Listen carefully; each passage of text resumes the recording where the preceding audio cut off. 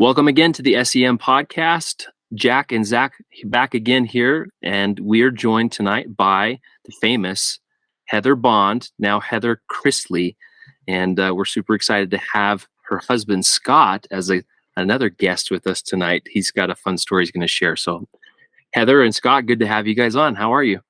Hi, good. We're doing great. Doing awesome. Cool. Thanks for having us. Yeah. What part of the world are you guys joining us from tonight? We are in Washington. Well, we're about 30 minutes south of Washington, D.C. in Southern Maryland. Southern Maryland. Okay, cool. Yeah. Very fun. Well, you told us before you've been listening to the podcast and kind of the format. We'll talk pre-mission and your decision to serve and your amazing experience of learning that you were going to Scotland. Then we'll jump over the mission, talk about life since then, and then we'll go back through the mission as deep or as undeep as you'd like. It's completely up to you. So, Heather, the floor is yours. Okay. Yeah. So my decision to serve, we kind of have to talk about when I was 18 and wanted to leave home, I was really wanted some adventure. I was craving just getting out and doing things. And so I went to Utah State, but then my friend and I, we decided to go, we worked on a tour boat in Alaska for 2 summers. And then we decided to get out of Logan, Utah in the winter. And we went on an exchange program to Hawaii at the University of Manoa. And we were just I was kind of a free spirit, just really kind of adventurous. But while I was there, I took a tour of the BYU Hawaii campus, and I realized that's really where I wanted to be. So I went home and made the plans to get there, and thankfully got accepted and was back in Hawaii in the fall. And honestly, my plans were, I was looking at the Peace Corps. That's what I wanted to do with my next step. Wow. But it was a bishop that I had. I started to feel a little unsettled and I was trying to find my footing. And so I was meeting with my bishop, and it was Bishop Kamaoha, who he was a father of how many daughters? 7 daughters, no sons. Holy and cow. He was a huge proponent of me serving a mission. And he's the one that put the bug in my ear. And ultimately, I started praying about it. And that's actually when I met Scott. Spoiler alert, we did get married. But I met him at BYU Hawaii as I was trying to decide to serve a mission. And he was so supportive. He was so excited. He was like, oh, missions just change your life. You will love it. Scott served in Costa Rica, and I was learning Spanish at the time. And so Scott and I would speak Spanish together quite a bit. And I really thought I was going to go somewhere Spanish speaking. I just felt it in my bones. But ultimately, I just decided, I was praying and fasting. And I remember this one night I was walking up by the Laie temple, and I just a vision of me serving kind of came, and I felt so excited. I felt light. I felt excited. And then I sort of started to visualize myself not going on a mission, and it just didn't feel as bright, the vision. And it was really then and there at that temple. And I hadn't been through the temple at the time, so I was just kind of walking the grounds. But it was at that time that it just kind of overwhelmed me. And it was like, this is the right thing to do. So I started preparing and putting in my paper, working on the papers. And all the while Scott was tutoring me in Spanish. We were getting ready. And we were also dating. We were dating too. Boyfriend, girlfriend. Which was confusing because it was a big decision. Yeah, I was really torn about that, but ultimately felt like it was the right thing for me at the time. And I believe it was. I know it was. But getting my mission call was interesting because I was a long way from home. I mean, I had called my parents and said, I'd like to serve a mission. And I still remember my dad choking up on the phone, getting teary. And And he was like, I'll support you with that, and my mom too. So that was really cool. But getting my mission call, I was still in BYU, Hawaii, when my mission call came. And it kind of, well, I got it on Scott's birthday, funny enough. I got it right on his birthday. But I wanted the experience of opening my call all by myself. That's just who I am. I wanted to have like the most authentic reaction to my call that I could possibly have. And so I had this one little rock that I used to go sit on at the beach, and I took my call and I went and sat by myself and I opened it all by myself, and nobody on the phone or anything. And I remember reading it, and said, you'll be serving in the Edinburgh, Scotland mission. And I just about died. I couldn't have been more shocked, but at the same time, it's like, oh, this makes so much sense. I just felt it. It felt so good. So I called my parents right away, and then I called Scott and told him, and yeah.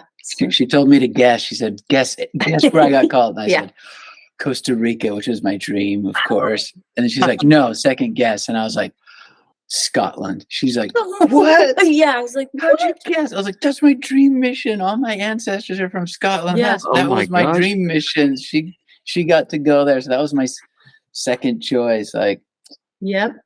And I said, well, I guess I won't forget about you, because everything says Scott all over. Scott. So yeah. So That's amazing. So I went back home to Utah and started getting ready, and had about 4 months or so before it was time to leave. And yeah, it was a good time. You entered the MTC at, what was the time frame?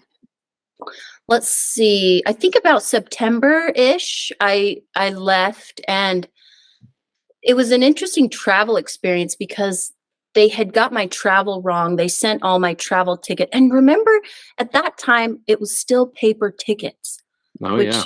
I still had a paper ticket. And so my tickets got sent to Hawaii, but I was in Utah with my family. Oh, so no. they had to rearrange my whole travel situation. But that meant, and I don't know if this was normal, but I was traveling all by myself almost the whole way to London. Just Wow. by myself as a missionary. And that terrified me, actually, but because I had to wear my badge and I had no training. And it ended up being great. I sat by this amazing couple on the way, and they were so kind. So it all worked out. But so September of what year was that? 2002. 2002. Okay. So I served from 2002 around, I got into Scotland in October-ish, and then served 2004, about April is when I came home. Okay. So, very cool. Well, that's a good segue. Take us to April 2004. What have you been up to since then?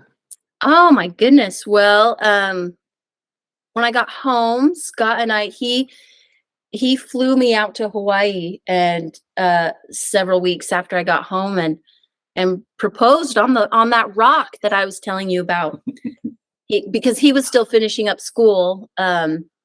And so he proposed, and I said yes, and we started plans, and we wrote each other every month of the whole mission, every week. Yeah, every week of the whole mission. About 100 letters back and forth. Wow. Oh, yeah. So we have them in 2 books, all her letters and all my letters. That's why Scott's here. He kind of knows the mission. Like, he knows my stories. He went through it with me, basically. So yeah, it's unique. So it is. Yeah. So but that was one of my questions I was going to ask. So how did Scott know that the second you got to Hawaii, he was ready to propose? And obviously you had a pretty long-standing relationship through letters, which is pretty awesome. Yeah, he just took a chance, I guess. He was bold, took a risk, and it paid off. So we had dated about 6 months leading up to the mission, and then just the whole 19 months around that she was out. We were best friends, and I couldn't imagine my life without anyone else. And his letters were infamous around the mission to any of the mailroom elders. They teased me to no end because Scott would send me these letters on this big, bold colored envelopes, just brightly colored envelopes. And then he would write on the outside of them too. And they were thick. You know how mail drops in Scotland? The flap opens and the mail drops, and it's like the best sound in the world as a missionary. Well, this is pre email, I guess. This is dating me, but this is pre-email. But when you heard those letters, I mean, all of my companions knew Scott because they knew his letters, and I would often read the letters, and they got really tired of me and Scott. But anyways, that was a fun part. All right, so you guys are engaged. Tell us about life since being engaged. Well, we finished out. Scott graduated from BYU Hawaii and started working there at the university. And then I started, I still had 2 years left on my degree, which was International Cultural Studies Communications degree. And so we stayed there and I finished up my degree, and we had our first child. She came pretty quick, Lily. So we had our first baby out there in Hawaii. Poor Jade McGowan, she was my last companion. She came through on her way home from her mission to visit, and I was married with a kid and almost graduated. I mean, blew her mind. So that is pretty crazy. But we had some adventures. We got to go to Easter Island for a month with with the university, and we traveled around a bit. But then we both graduated, and it was 2008. 7. When did I graduate? 2006. Yeah. And we were kind of, we were just struggling college students. So we went back home to Utah and tried to find our footing again. And Scott got some different jobs. He was working for the church for a while. I was doing some odd jobs, and he went to the church office building, and then he worked at BYU campus on Provo. Then went to work for Deseret Book for 6 years. And nice. Yeah. And then went to work for an advertising agency that brought me out east here for the last 6 years. So it's been a lot of fun. Yeah. Yep. So, and during that time we had 4 kids. Oh yeah, 4 kids. So 4 total. Yep. Okay. And Heather homeschooled for 10 years. Yep. She had so many adventures. Yeah. Homeschooling, and we had a blast. We had a lot of fun homeschooling, and it was fun. We got to homeschool out here for a year before our oldest started to want to go to school, and so we didn't have anything against that. So it started. So now we're in public school. We had a journey of homeschool, and now everybody's in public school. But I've loved both, and now I'm finding myself with a little more time. So I'm starting to think about maybe what I might do next, my next chapter with my degree and whatever. So we'll see where that takes us. That's what great. Ages and genders are your kids? We've got Lily is just about to turn 18, and she's graduating from high school this year. She's going to BYU Provo. Okay. And we've got Ivy. She is 14, 8th grade. And William is 12, and he's in 6th grade. And then we have Eden Rose, who is 9, and she's in the 3rd grade. And so that's us. We're actually a little flower garden, if you notice. It's Lily, Ivy, William, Eden Rose, and Heather, the Scottish flower. That's awesome. Yeah. Yeah. So Very that's cool. us. I love it. Yeah. All right. Well, Heather, take us back to your experience at the MTC, or if you want to start in Scotland, you're more than welcome to, but let's go through your mission experience. Okay. Yeah, I absolutely loved the Preston MTC. I thought that was just a fantastic experience. It was a really small group. There was only, I think, about 27 of us. I'm not sure why. There was only 5 sisters and then the rest elders. And I was in a trio companionship, and just had the most beautiful experience. It was wonderful. I loved going to the Preston MTC, and that was exciting to go on the church history tours and the River Thames. I just loved that start to my mission. So that was exciting. But so I get into the mission, and my first companion is Sister Beverly Flitton, and she is a 68-year-old fiery woman. And every time I tell people that, they are just kind of aghast that I actually served with an older sister as my first companion.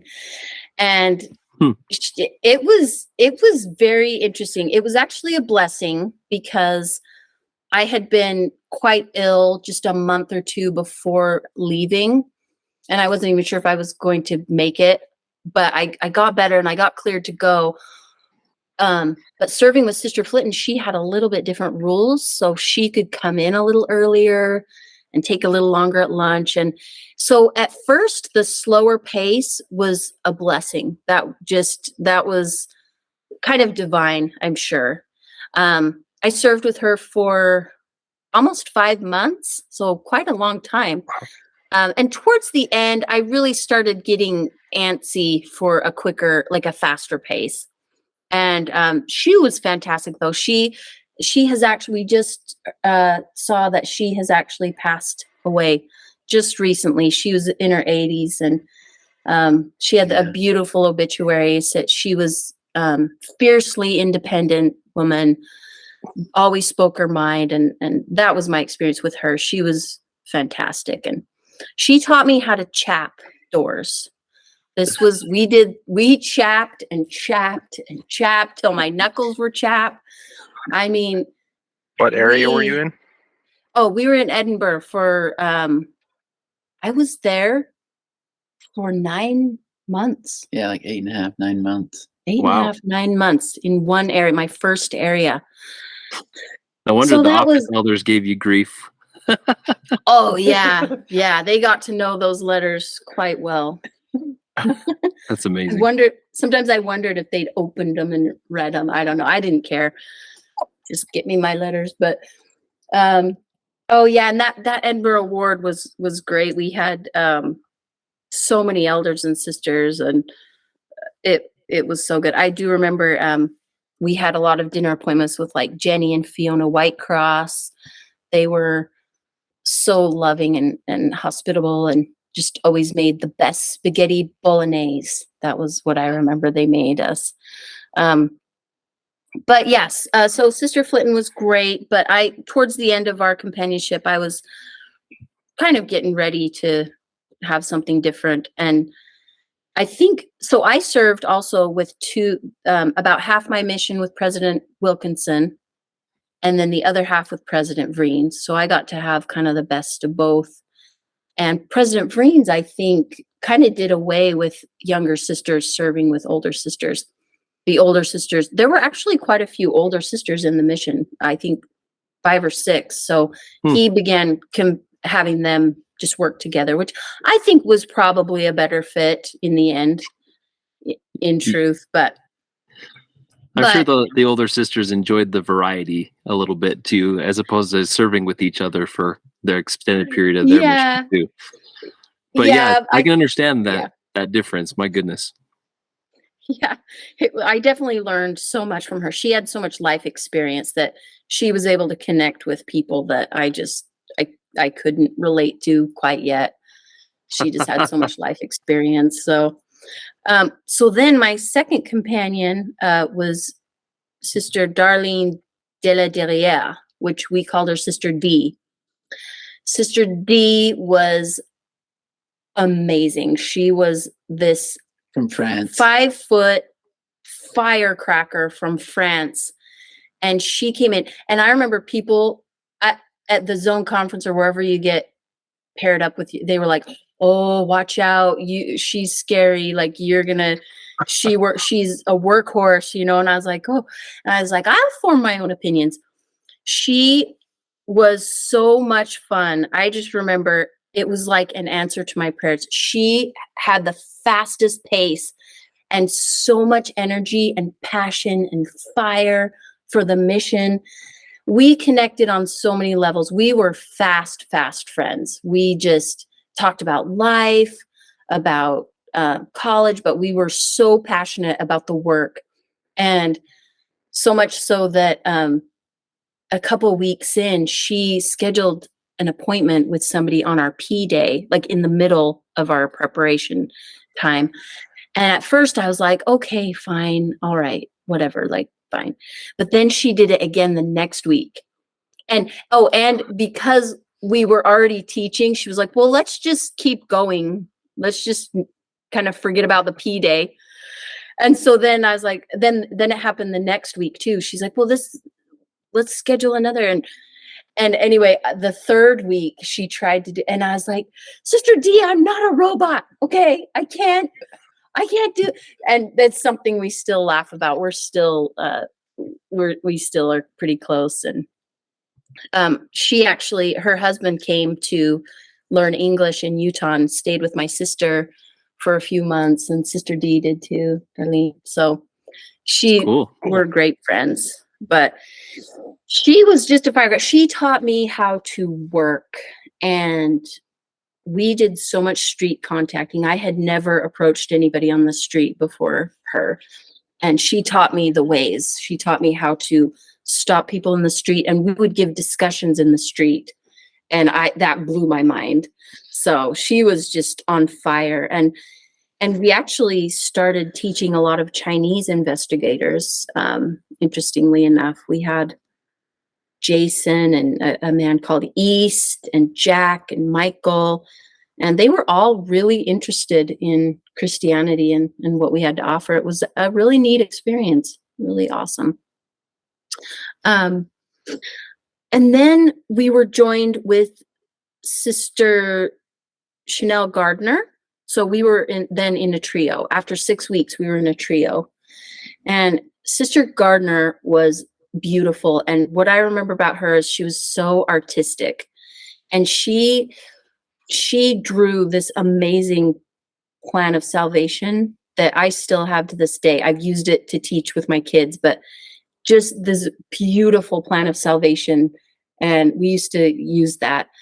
We had a good time, the three of us. It was a lot of fun. And yeah, it was a good time. I have a story with the three of us, though, so we taught these sweet Chinese people, and this really beautiful couple we'd met on the street invited us to their home. And we got to their home the first day, and they were so hospitable. They had put out a whole set of tea for us. And we were like, oh man, we got to tell them. Oh, so it was kind of like first introduction to us was, oh, I'm so sorry, we don't drink tea. And she was actually quite embarrassed, and she scooped up her tea set and kind of threw it in the sink. And it was kind of this to do. And we thought, oh, we've killed it. We're done. But she actually enjoyed the lesson and wanted us to come back. So we came back the next week, and she bought Coca-Cola for us. And at the time, President Vrees or somebody, I don't know if we had the idea that we couldn't drink Coca-Cola. And so no Coke, no Iron Brew. Yeah, no Iron Brew. Yeah. Iron Brew. I ordered some Iron Brew for Scott to try. That's a fun, tastes like melted Smarties or something. That's what I thought it tasted like. An interesting, Iron Brew. The Mountain Dew of Scotland. It's true. But yes, so she has this Coca-Cola for us, and we're like, oh, we're so sorry we don't drink Coca-Cola. And she was bewildered because she thought she bought the most American drink. Sister D is not American, but she just kind of assuming like, well, that should be. So she scoops that up, pours it down the sink, kind of makes a show of it. And oh dear, we're like, oh my gosh. But she liked our lesson again and invited us back for a third time. So the third time we go, she has bought a big thing of dilute. Do you Oh, remember what dilute is? the black currant It was stuff? it was like all this sorts of flavors. concentrate. Yeah. It was this warm, like you buy it on the shelf. It's not chilled on the shelf, and it's just pure concentrate, like syrup. She thought that that was a drink. Oh, So no. she pours us each a full glass of dilute. And we all look at each other and we're just like, we cannot refuse this. Like, we cannot. So Sister D, being Sister D, just takes it and starts chugging, just swigging it down. And we were like, okay. So Sister Gardner and I follow suit and just start drinking the dilute totally straight. Oh my goodness. And the whole lesson, we just couldn't hardly concentrate. And we were kind of laughing too, because it was just absurd. And somehow we got through the lesson, but we were all just ill. We had drank the full glass. Oh my God. Tall glass of dilute, full. Oh man. Yeah. That's horrible. I'm so sorry. They used to do that was to greenies, just like, hey, here, have some juice. Oh, that is a good trick. That is a good trick. And they don't know any better. They're thinking, okay, I guess this is Scotland. This is very Oh rich. man. Oh, very rich. Yes. Goodness. We were ill for the rest of the day, but Oh. but it was worth it because we could not offend her. You didn't Christ. strike out. That So- was your third chance. Yeah. Yeah. Third. We all would have could done the not. same thing. Yes, We could indeed. not. Oh My my goodness. goodness.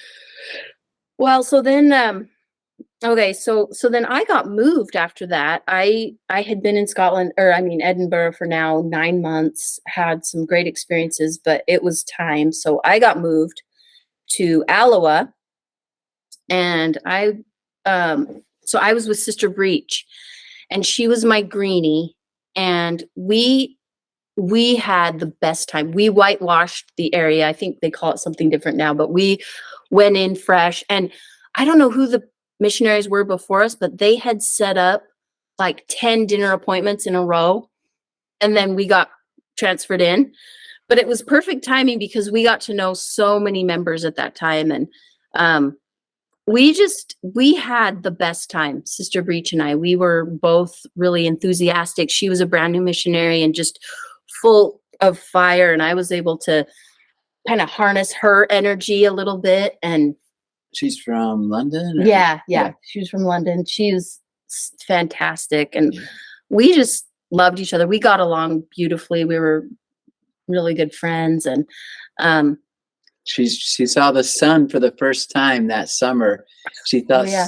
Scotland did not have Yeah. sun. She's like, well, I thought it was gray sky. Yeah, I got in October and I had not seen a blue sky literally for months. And I just thought it was all gray. And I experienced summer with Sister Breach and how it would stay light all the way to we would be walking around and I was like, I'm getting tired. And I'd look at my watch and it was 9:30, but the sun was out. People were sitting around in their chairs on their lawn. And yeah, that was something different. But we had so many good experiences. We met so many people, these beautiful people. David and Donna was a couple that we met, and they needed to get married in order to get baptized, but they loved that. And I don't think the ward appreciated that as much because we were so enthusiastic and we're like, we're going to put on a wedding. So we had the Relief Society help us put on a wedding in Alloa, and so that they could get baptized, which they did. And it was this beautiful little family, but they were sweet. They were so sweet. But one story I have was this is my story that really, I feel like it's my story about how missionaries are really protected. And this is so Sister Breach and I were headed to our appointment with David and Donna, and they lived in kind of these council house apartments. Not the best area, but not the worst either, just kind of this area. And we were walking on our way, and both of us at the exact same time just became fatigued. we both just were fatigued, and we were like, oh my goodness, we better sit down. And we both just felt like we were just walking in mud or something. We just could not make it there. We couldn't get there. And finally, after an hour, we finally make it, and we get to their apartment, and Donna opens the door really small, and she's like, what are you doing here? She's like, get in here, get in here. And we run in, and she was like, there was just a robbery in this hallway where there was guns and people, people were armed, and it happened about a half hour ago. And it was right about the time that we were supposed to arrive at their building. And we just, that was something I've reflected on a lot of times, was how I just know that the Lord protected us, because it was just out of the blue that we just couldn't make it. We couldn't even get there. So that was a neat kind of experience that we had. And she has probably a half dozen of those experiences where the Lord just really watched out for her and protected her physically. I was praying every day. It was Scott's prayers. 10 times a day for her. Bring her home safe. Bring her home. But even without him, the Lord watches out for his missionaries. Yeah, I do believe that. I do believe that. That's a great story. We're looking forward to the other 5 that you have to share with us. Oh, geez. Oh, I've got, you have one more that I've written down.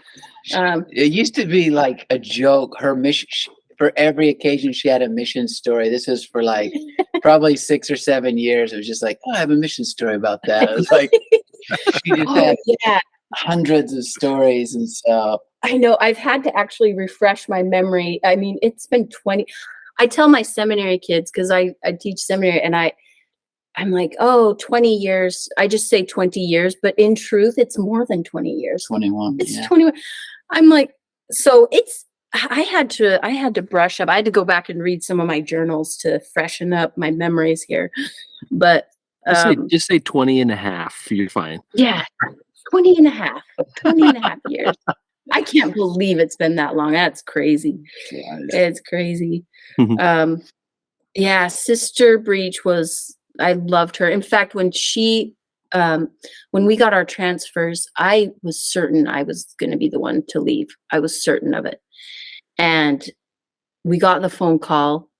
And do you know at the time, I mean, it's those home phones. You hear it ring, and you know it's transfer day, and you're just like you grab the phone and like, hello, like you act like you're just cool and calm, hello, hi.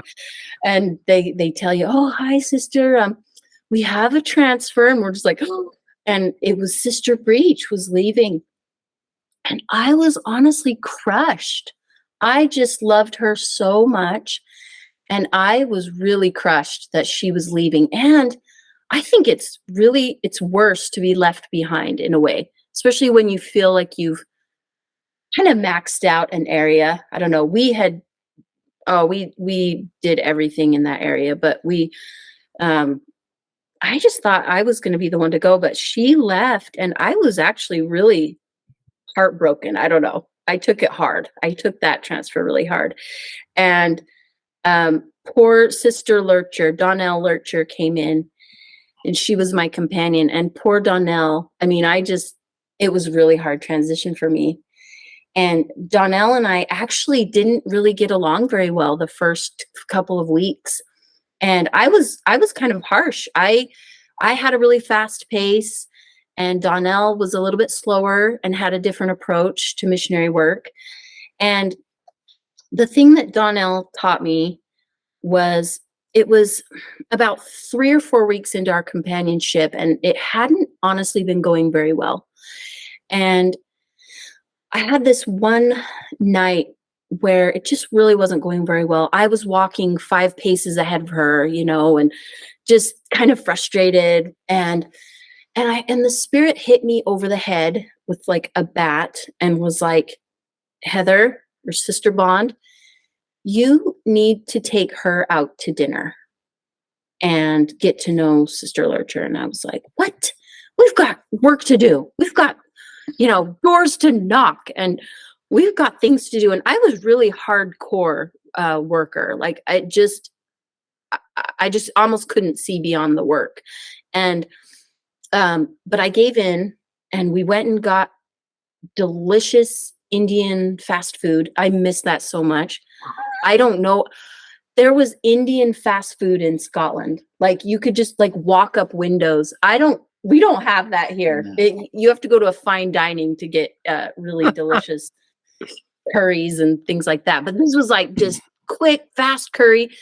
So I told Sister Lurcher, and I was like, Sister Lurcher, I think we're just going to call it a day, which hurt me. I never called it a day. Like I just wouldn't. But I was like, we're going to call it a day and go get something to eat.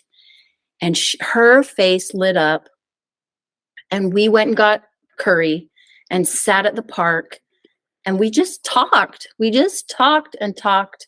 And I got to know her, and I got to know her story.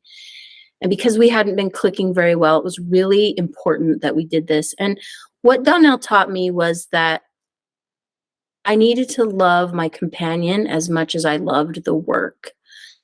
And loving my companion was part of the work. And so our whole relationship changed from that moment, actually. It was a really important moment for us. And we finally started getting along, and we actually began laughing and having fun with the work again. And that was just a really important experience for me to learn about loving my companion. And we actually started having fun, and it was right about then that I got transferred. But we had this opportunity to have to go on a split. And did you go on splits very often? Like every week. Like exchanges. Are you Yeah. really? Oh my goodness. I only had this opportunity once in my mission. Oh, I wow. don't know. It might have changed. I would actually love to hear some newer missionaries, but maybe they do that more often now. But I only had one opportunity to have an exchange, and it was during my companionship with Donnell, Sister Lurcher. And it was so good for her because she stepped up and took charge of that day. And I got to go to Livingston with Sister Stevens. And I don't know what it was, but I had the most amazing time with Sister Stevens. We clicked, and we went and visited this beautiful lady, Louise. And I had this experience. I felt like I'd known Louise my whole life. And it was just one day, but we just got along. So that was one of my memories from that time in my mission. But I can't believe the elders get to go on exchanges so often. I think that's great.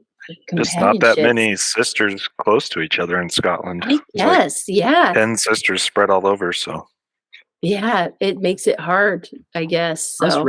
Us rowdy boys needed to get away from each other just as much as the sisters did too. So, oftentimes it was a break mid-transfer from the companion you're ready to strangle in their sleep type of a thing, Yes, exactly. Yeah. Oh. Maybe talk about David and Monica. Oh. David Robbins. Oh, yeah. Oh, so one of our so we met the most amazing people. So David Robbins has continued to be somebody we've kept in touch, Scott and I, with him all through the years. He was this amazing person. He's a dry Mormon. He has yet to be actually baptized, but he loves church. He doesn't live in Scotland anymore, but this one day, Sister Breach and I were knocking doors, and it was like one of those days where it felt like everything was against us. Satan was just like, from door to door, we just had these weird experiences. Like the wind was howling weird, and then we knocked on this door, and it like creaked open, but nobody was there. And we're like, this is so weird. Like, what is happening?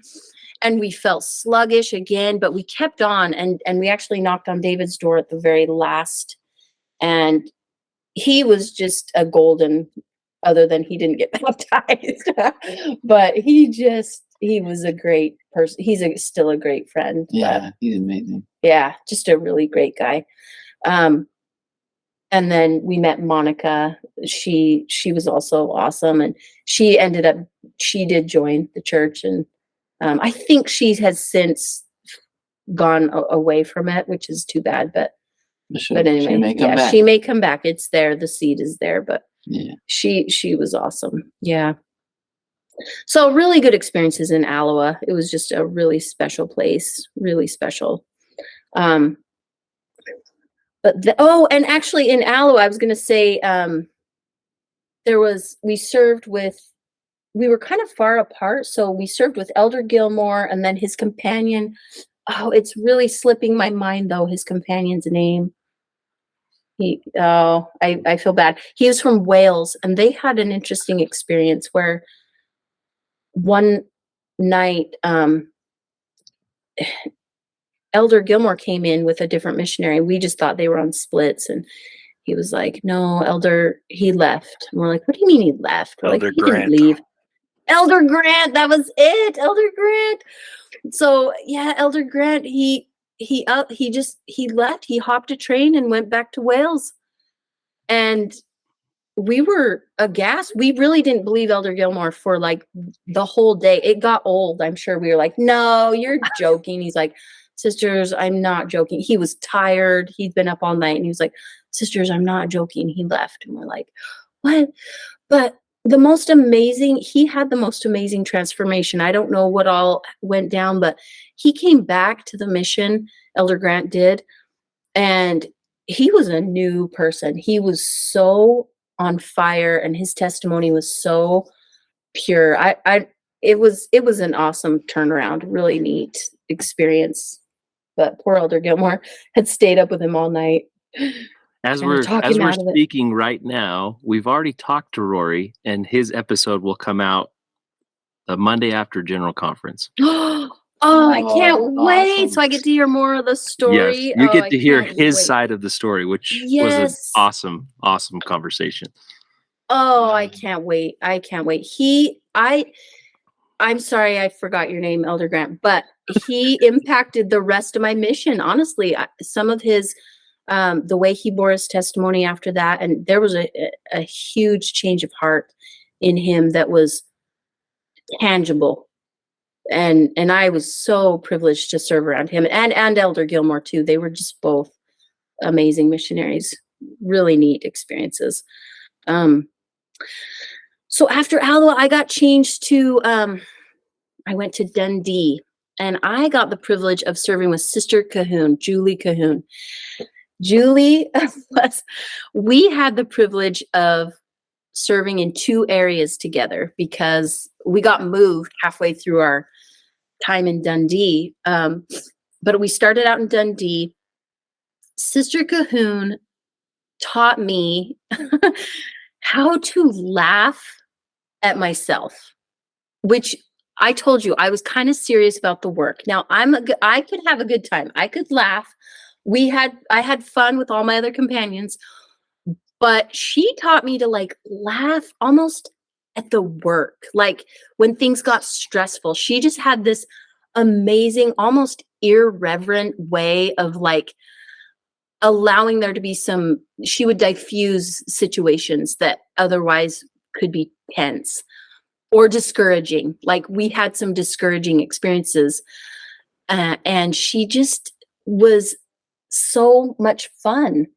And it actually caught me off guard a little bit, her manner, that I almost didn't know how to take her at first, her kind of irreverent like ways.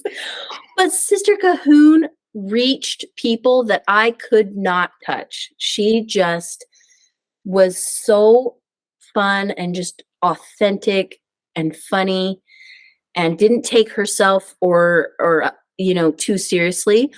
But her testimony, she could bear a really powerful testimony. So when it came down to the spirit, she was not lacking at all. Like she wasn't irreverent in that way. She just had this fun way of allowing me to laugh a little, like ease up or something, unwind a little bit. And one of my stories with that. So we served in Dundee together, and I have a story about Dundee, but I'm going to skip ahead. We then were transferred together to Beath, and remember, you have to say Beath. It's a soft, like everybody would correct us because we'd say Beath. And they're like, no. It is Beath. Okay, so it's Beath. So we got transferred to Beath, and it was actually kind of discouraging at first for some reason. I can't quite remember. This little branch was just struggling so much. There was a lot of hurt feelings, and a lot of drama had happened in this little branch. So it was really heavy. There was just like kind of a heaviness about serving there for us. And I remember we were in our apartment one day, and I was going over the books, and I was just really intense, and I was poring over it, kind of somber. And I'd been praying, and I don't know, I was just really intense about it. And we were sitting there in kind of this intense silence. And then she just like broke the silence with some kind of joke or laugh or something, and about how absurd it was. And we just sat there laughing for a good 15-20 minutes. And it just like released all this tension. And she just had this manner about her that people tended to really love. And I got to see her touch there was this one family that had been away from the church for a lot of years. They had a lot of pain associated with church, and they allowed us in, and she had this way with them that got them to open up, got them to laugh, got them, and she was able to really influence their activity back into the church. And I always remember that about Sister Cahoon. She was just amazing. So we used to laugh a lot. But I had one more story with Sister Cahoon about safety. Scott was talking about how I have these stories. Well, Guy Fawkes night. Oh, yes. What are the missionaries supposed to do on Guy Fawkes? Light fireworks. Inside. Nothing. You're supposed to be in your Take flat. cover. Yeah, take cover. So Guy Fawkes is this very interesting holiday they have in January where they do bonfires, and there's a whole history of Parliament and setting fire to Parliament and whatever. As missionaries, we were told to be indoors. I do not be part of this crazy holiday. And so we were following orders, but we had gotten a dinner appointment at a member's house, and it was actually right around the corner from our flat. So we really didn't have to go far. But we stayed until about 9:00, I think, at the member's house. We'd been told we were allowed or whatever. So we stayed at their house, and then we started walking home at 9:00 at night. And we thought we were safe because we were just a block away. Well, it was chaos when we walked outside. Chaos. I mean, bottles flying, glass flying, and bonfires, and people were drunk out of their minds. And we were like, uh-oh, we gotta go. And so we're almost to the corner of our apartment. And across the street, we see this group of Neds. Do you remember what Neds mean? Oh, yes. Of course. The non-educated delinquents. That's what they call them. These a gang of Neds. And they spot us. And they're like, whoa, they start howling at us. And we thought, oh my gosh, okay, we got to speed up. So we start speeding up and kind of running towards our apartment, and all of a sudden we hear what sounds like gunfire, and we could hear it almost like coming out. It turns out they had started shooting firecrackers, bottle rockets at us. I think they were more than bottle rockets. They were well, maybe they were bottle rockets. Yeah. Anyway, whatever it was, they were just shooting at us, and we could hear them just like coming, flying, and I felt like I was in the Matrix movie, when you because all of a sudden I just like feel like I got pushed out of the way, and I was like, whoa, all slow motion-ish, and this firecracker whizzes by my head, bottle rocket whizzes by my face. Maybe I'm exaggerating. I'm not exaggerating. It whizzes You're not. by. This is the truth according to Heather. Oh, this is, and it, whatever it was scary, right? And they were kind of after us. So we duck into our flat really quickly, at least the corridor. And I said, "Oh my gosh, Sister Coon, thank you for shoving me out of the way." And she was like, "I didn't shove you out of the way." She's like, "I was on my own, like every man for himself." And I really felt shoved out of the way. I felt a shove kind of push me down. And so I think that was another instance where we were just being protected by, I don't know what damage that would have done, but it wouldn't have been pleasant. Doesn't matter. It wouldn't have been good. Right. To get hit with some bottle rocket. So that was kind of crazy. But so, yeah, then she and I got moved to Beath, like I said, and Beath was an area where we were working with members a lot. We were trying to heal and help members come back. There was so many little dramas that had to unfold. We had to like kind of find out why these members weren't coming anymore. And there was only about 30 members that would attend, but we started seeing more attendance after a while. So that was a good experience. They had us do burn supper. I don't know why we got asked, but somebody asked us to do the reading for the haggis on burn supper. Perfect. Yeah. And it's like, I have no business reading the Burns poem, Ode to the Haggis. So I think we actually asked that member that I was telling you about that Sister Cahoon had such an influence on. We asked him to come because he had in years past done the ode. So we were able to ask him to do it. And he came and did the ode with the knife and just splashed through that haggis. Cool. And it was a great experience. I was hoping you were going to tell a story of how you read the Ode to the Haggis in an American accent, and everybody was like, no, that's not it. Do it again. I'm trying to think. Yeah, no. Or worse, try to do it in a Scottish accent. Yeah, there you go. That's a good thought there. That's even worse. Yeah. I think I came home with some kind of mix of some weird accent-ish, just from being around everybody for 18 months, but that's quickly gone. We all did, that's for sure. Yeah, all those words and things we used to say. Strange vocabulary. Yeah. And in the last 5 or 6 years, though, she's been ordering a can of haggis every year, and we share it with the youth of the ward or with her seminary class, and so we make them try the haggis, and she tells them about her mission. So. Yeah. They feel so proud of themselves for having a bite of haggis. A bite? Come on. Yeah, I know. I used to eat this all the time. People used to serve this all the time because they felt like it was a really, like for missionaries, give us your best Scottish. I mean, we had deep fried. You went to the Chippies. You'd have everything deep fried candy bars, deep fried broccoli, deep fried haggis. So we had a lot of deep fried stuff, but yeah.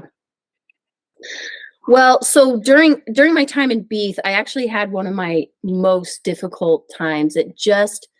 I was about 2 months away from going home, and I put in, so much of my work. I was starting to get chunky, ready to get home, and but still trying really hard to do my best. And I remember, I don't know what the situation was, but Sister Cahoon and I were teaching some investigator, and I don't know what happened. I was trying to look in my journal and see what happened, but for some reason, this investigator just didn't like me very much, and he just kind of laid into me about how much he liked Sister Cahoon or something. And it was a really humbling experience. And I remember going away from that I called President Vreens and I said, I'm done. I only have 6 weeks left. Like, I think that I've maxed out. Like, I don't think I have much to give anymore. And I'm not, people aren't responding to me the same way that they used to. And it was a really hard time. I really literally meant it. I actually asked him to please just send me home on the next transfer and I'll just go home 6 weeks early. And he didn't. And he sent me to Sister McGowan, who you had on before. And I'm so grateful that he, in his wisdom, gave me that last 6 weeks. And I was able to serve with Jade because she just turned that whole thing around. I was able to leave on an incredible high with her. Unfortunately, when I got there, she had loved her trainer so much. And poor Jade, she was so upset that I had come in and ruined her friend, you know, this beautiful companionship that she'd been having with her trainer. And luckily, I told you that I had that experience too. And I was kind of heartbroken when Sister Breach left. And I remember that struggle of being left behind and, you know, one of your favorite companions leaves. So thankfully, I was able to meet Jade with some compassion and just give her space. I just gave her some space and time to, you know, process everything. And we quickly turned it around and became really fast friends again. And one of the icebreakers I remember, because things were kind of tense because she was just frustrated with having me come in. And just in the first few days, I remember we would get ready in the morning and it was kind of cold. And so we would just wait till the last minute to put on our clothes, like our missionary clothes, our outing clothes. And so at the last minute, we left the flat and we were just walking and she was walking. It was funny because she was walking 2 or 3 paces ahead of me. She's tall and had these beautiful long legs that could just go so fast. And I would have to skip to keep up with her. And she was ahead of me. And I noticed she was wearing her pajama pants. and we were 2 or 3 blocks away from home. And I kind of skipped ahead and I was like, Jade, or I probably said, Sister McGowan, you're wearing your pajama pants. And she looked down and sure enough, we just both started laughing so hard. We just laughed and laughed. And it was kind of one of our first icebreaker moments. But was this like under her skirt or what? She had a skirt on, but then I could see these really brightly colored like pajama pants just kind of hanging out. She did not mention that. That's funny. Yeah. I don't know if she remembered. I remember because it was kind of our first icebreaker. I felt like we were breaking the tension, but her and I just had so much fun after that. She quickly, we became good friends. But something I learned from Jade though was about personal revelation, because I had kind of been taught how Sister D really taught me a lot about how to receive revelation for maybe the work, like where to go. And something that we used to do, Sister D and I we would spread out a map of our area and kind of pray over it. She taught me this method. We would pray over our area and then kind of open our eyes and see if any kind of streets or little areas would sort of jump out at us first. And they would. That was the amazing part of that, was a street or a name would just sort of like jump out. And I kind of used that method like for the rest of my mission. It was it just was kind of a neat way to know where to be and where to go, and awesome things would happen. But when I was companion with Jade, I remember I was trying to teach her this method, and we're praying and we've got the map spread out and we're praying. And I opened my eyes and she was so mad. And she was like, Sister Bond, she's like, I can't do this. I'm not doing, I feel nothing. And I was, it was so funny to me because I was I told you I was a little bit serious and a little bit, when it came to the work, I was pretty focused. And she just says it like it is, which I love about her. And it was so funny because I really got thinking about it and I was like, that's so true. Like, I need to help her find her way of like how she receives person, because it's different for every person. And here I was trying to teach her this way, not necessarily realizing that maybe she has a different way, or maybe her way is better for her. And so with a lot of conversation and things like that, over the next week or so, we really discovered that Jade she would receive inspiration more like when we were out and about, like when we were on the bus and a certain area or something would just kind of jump out at her. And that's where we would be led to go. And so it wasn't necessarily poring over a map, but she would receive inspiration and revelation more throughout the day as the day unfolded. And so that was just a neat lesson. And her and I had an experience. In fact, I remember she had decided where we were going to go one day, because the previous day we'd been on a bus and she was like, I think we should go to that street tomorrow. And it was okay, noted. So we went to this street and we were knocking, and we got to this door and this man opened. He goes, I've been waiting for you. And sometimes that's creepy, like that's not always the best sound, especially a guy with, sisters. And so we were skeptical and we're like, oh, really? Yeah.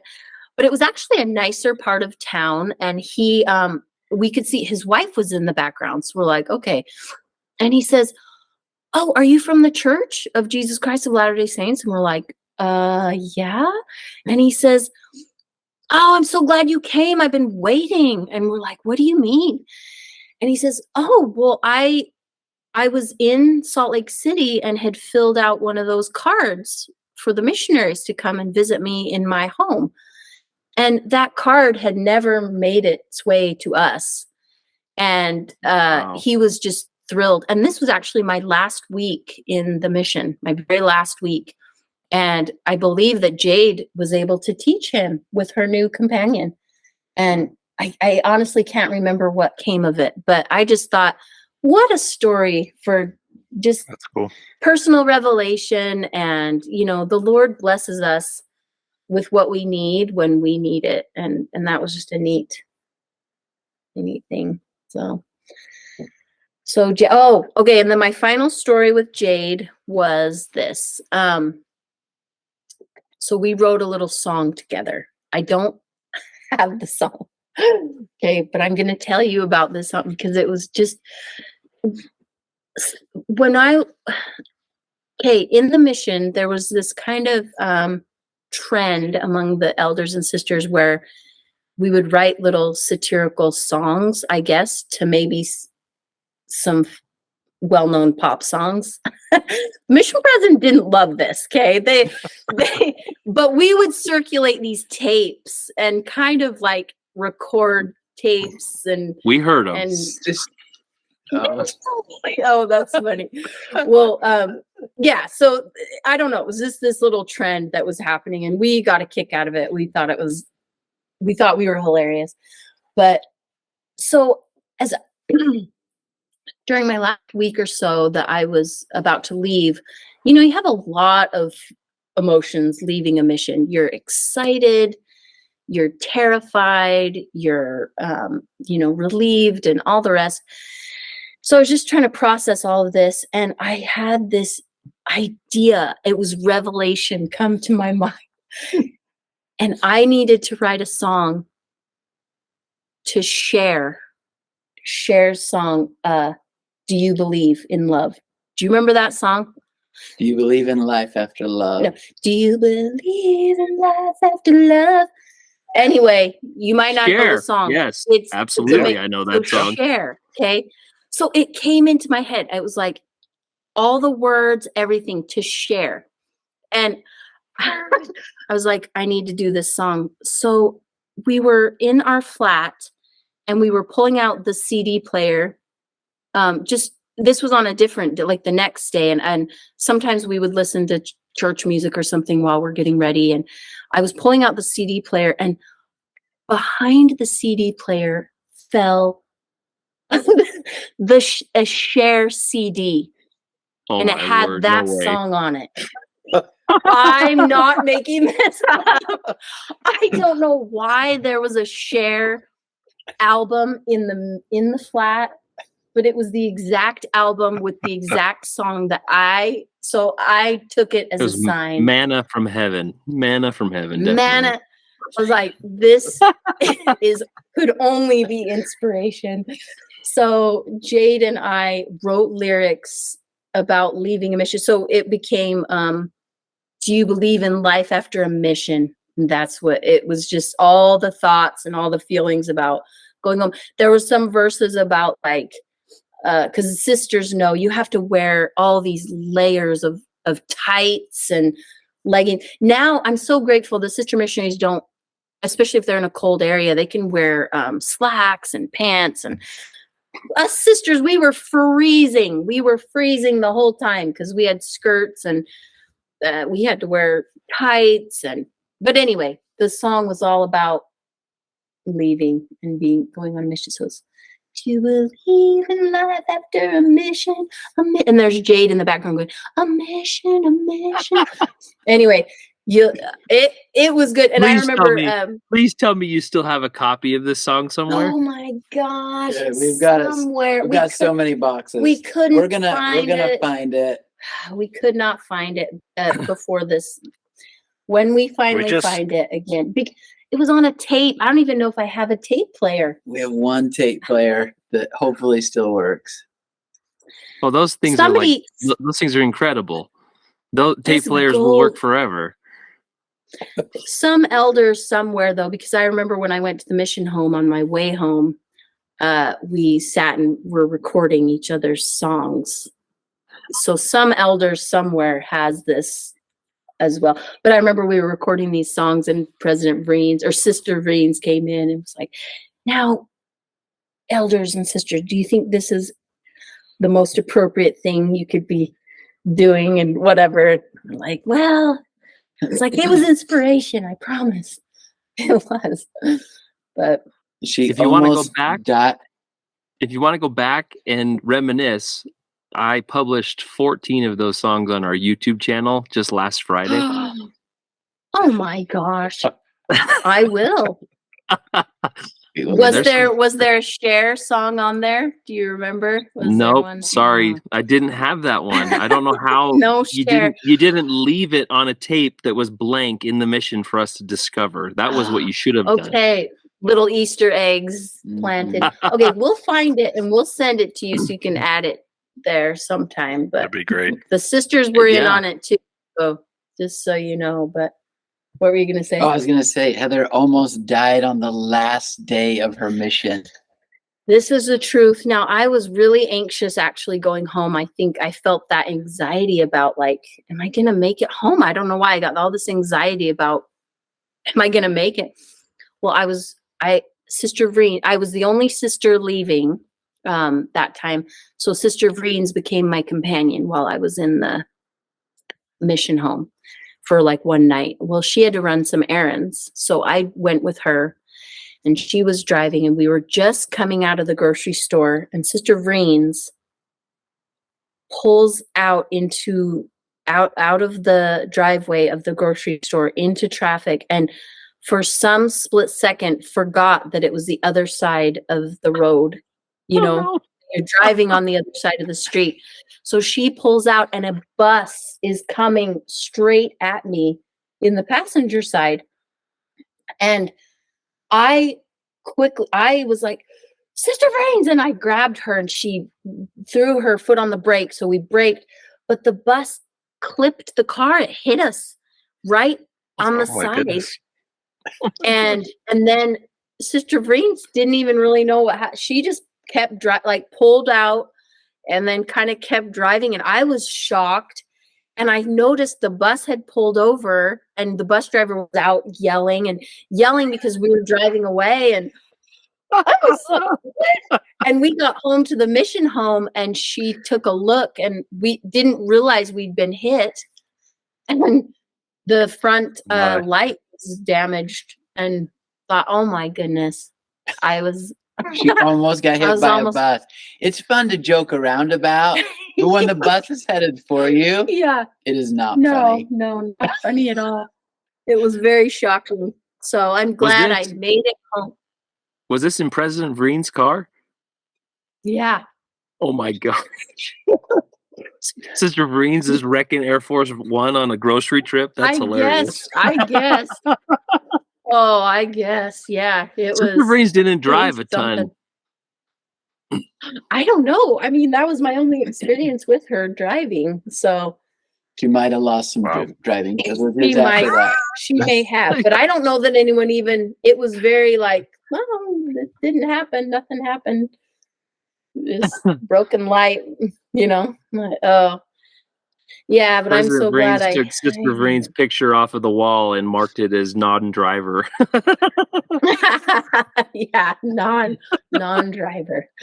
Oh man, that was something. What a crazy experience. Oh my goodness. Oh, well, Scott had a story actually. He had an experience with President Vreen's while I was on my mission. We love the Vreens. They're so awesome. She spoke so highly of them, her whole mission, and we've been to their home several times. Yeah, when they have reunions and stuff, and they're so kind. So it was about 2 months before she's supposed to get home, and I'm at this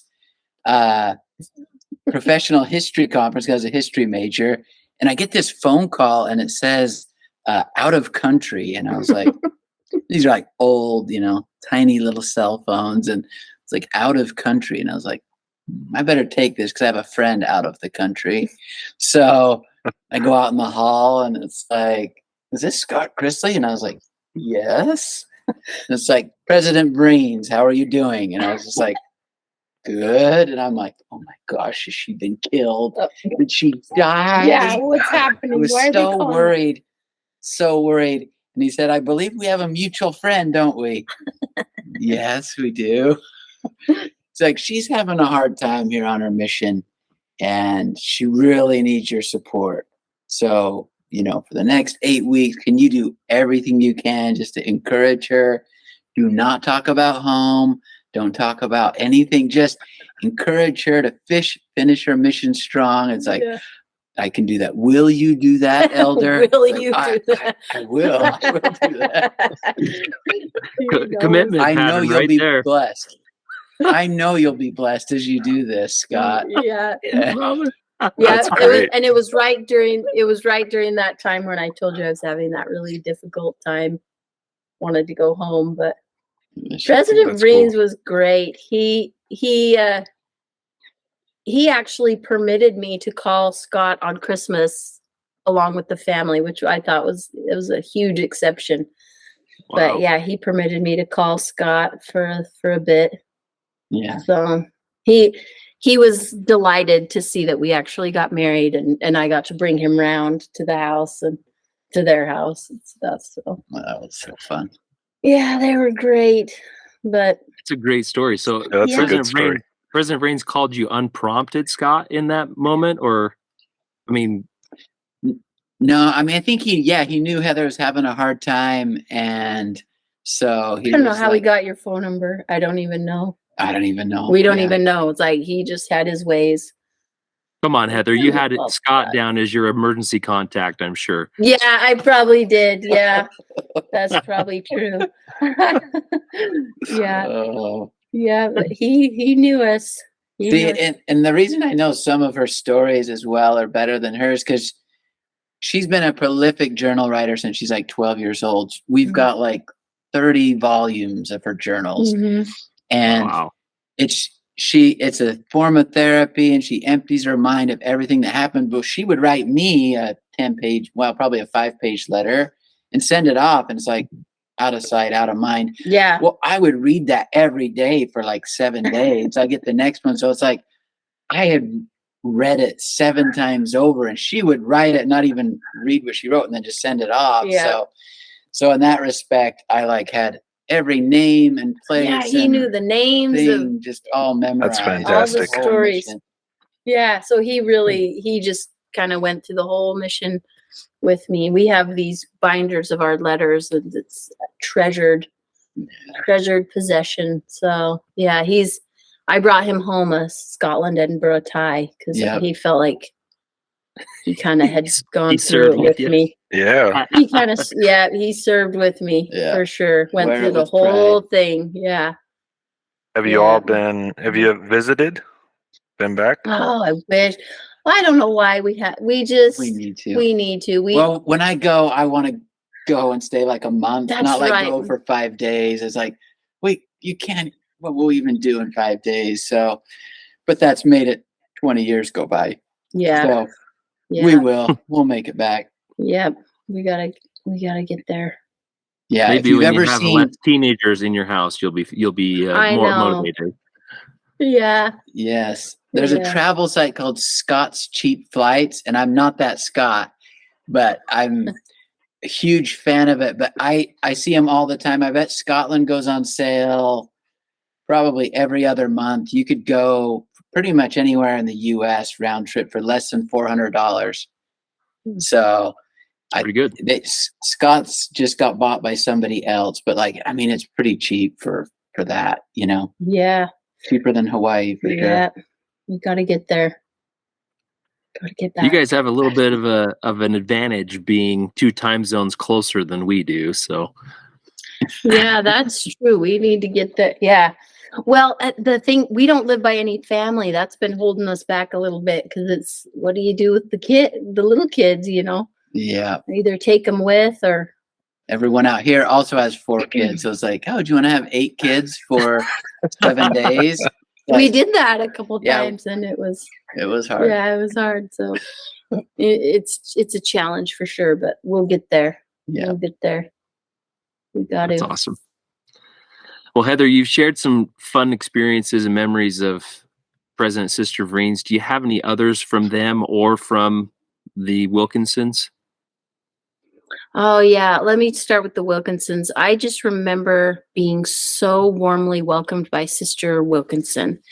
Her warm smile and embrace was everything I didn't know I needed from a mission president and wife. She felt like such a mother figure. And I actually had the opportunity to go. I forget. I went on a split with Sister Wilkinson. So there, I was wrong. I went twice on a split.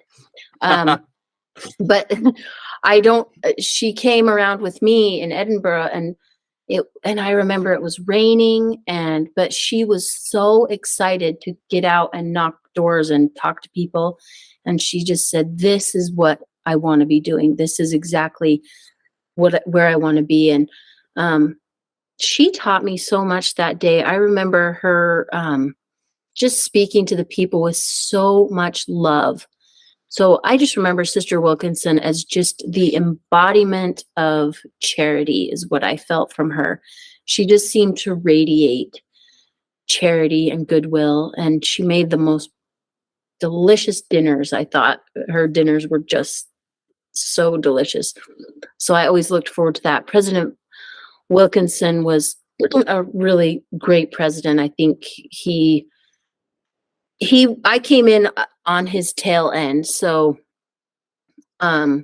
he was great, but I actually felt more connected to President Vreens for some reason. I don't know why. He just took to me and I to him. And I remember I always felt really uplifted by President Vreens, interviews. And he told me, he was like, I'm counting on you, Sister Bond. I think you're going to do a great job in this area with this companion.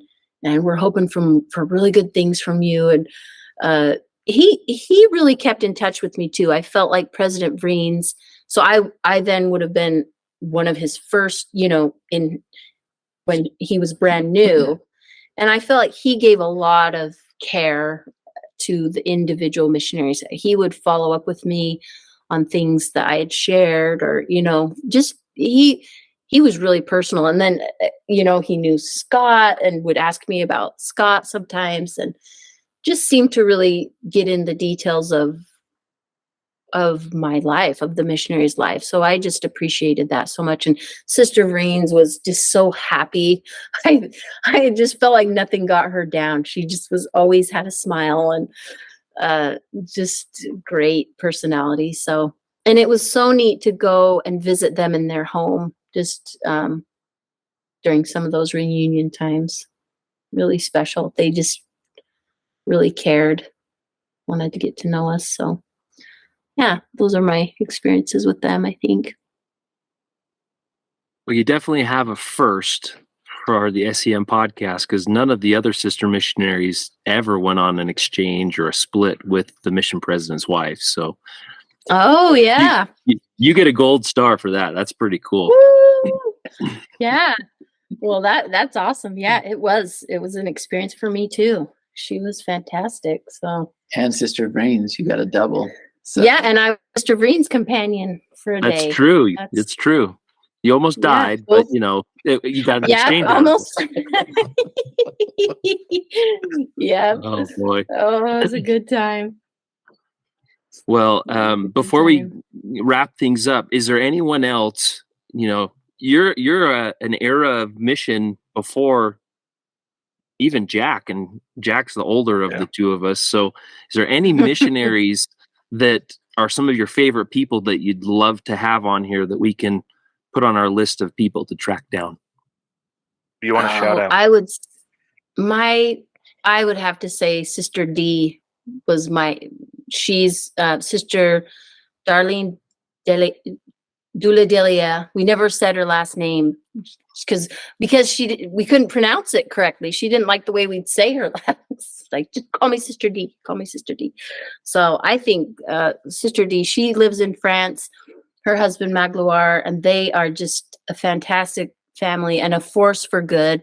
I believe Magloire was their branch president. Mm-hmm. Is that right? Or he's the bishop. Or he's the bishop for a while. Yeah, they're kind of a force to be reckoned with, and she is so fun and funny, and I think she'd be amazing. She would be so fun. Yeah, I think her married name's Nave. Oh yeah, it's Nagavet. It's not spelled, but She's in the S.E.M group on Facebook, so I can find her. I've seen her she's commented on a few of our posts, so I will definitely get in touch with her.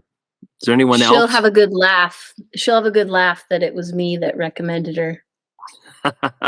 Yeah, she's. They're all great. We've seen all of them after the mission. I don't think we ever got in touch with Sister Flinton because she was in, I think, Oregon. Yeah, we looked for her. I couldn't find her because she was not on social media. She went to, Oregon and then Colorado, but we never got in touch with her. But all the others, we've been in touch with. Sister Cahoon's hilarious. Sister Cahoon, Julie Cahoon. She's a I'm sure she has amazing stories. She's hilarious. Yeah. I'm friends with her on Facebook. I'll make sure I'll get her on. Okay, she's a good time. She's so great. She taught me to laugh, just laugh and have fun. So, yeah. Well, you have a great roster of sister missionaries. Is there any other elders that you might want to hear from? Elders, let's see. I mean, I was racking my brain. I couldn't remember as many of the elders. Unfortunately, I was thinking because Elder Gilmore, and then you've had Elder Grant, and then I think I saw Elder Egan has been on before, was on your podcast. I served around him.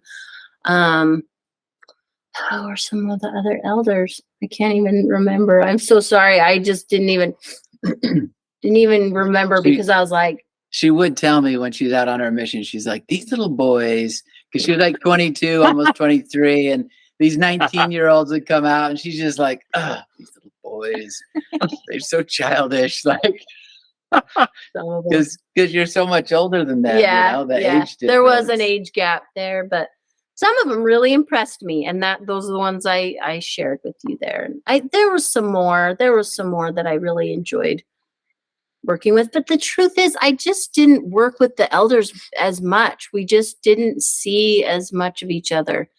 And on our P days, me and my companions, we didn't necessarily hang out with the elders that much. So I don't know.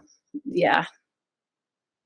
So the truth be told is none of them made an impression enough for you to remember them. And that's okay. Well, I named the ones that did. I already named the ones that did. That's true. So I'm sorry for those of you that, yeah. I do. Yeah. And I remember faces so much better. Oh, I think there was Elder Nelson. I was just reading in my journal about Elder Nelson. He was the nephew of one of our professors at BYU Hawaii, but I do remember Elder Nelson being a great missionary, a good guy. We'll have to listen to Elder Grants. We're excited. Yeah, we're excited. Elder Gilmore. So.